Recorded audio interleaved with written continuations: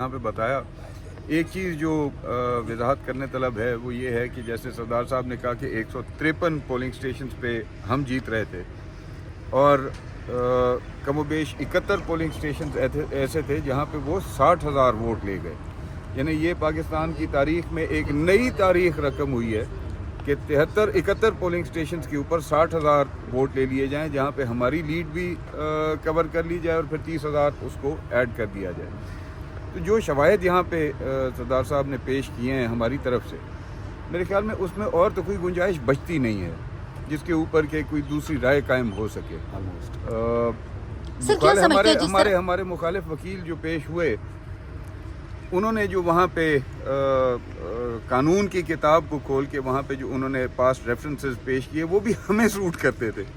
जहाँ पे वो रेफरेंसेस कोट कर रहे थे वो भी हमारे हक में जाते थे। उन्होंने ये कहा कि जिन्होंने रेमेडी नहीं ली, उस वक्त नहीं ली जब वक्त था और इन्होंने डिले किया।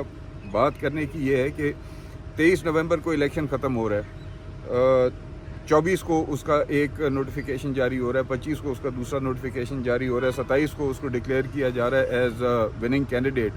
तो हम इलेक्शन लड़ते, हम ये तमाम शवाहिद जो हैं वो इकट्ठे करते जो इलेक्शन में धांधली का सबब बने, प्री इलेक्शन और पोस्ट इलेक्शन, या हम ये दरखास्तें देते। हमने कोई फ्रिवलेस दरखास्त तो नहीं देनी थी ऐसे वक्त गुजारने के लिए जैसे अमूमन दे दी जाती है। हमने तो वो तमाम शवाहिद इकट्ठे किए इस दौरानिए में जिनके ऊपर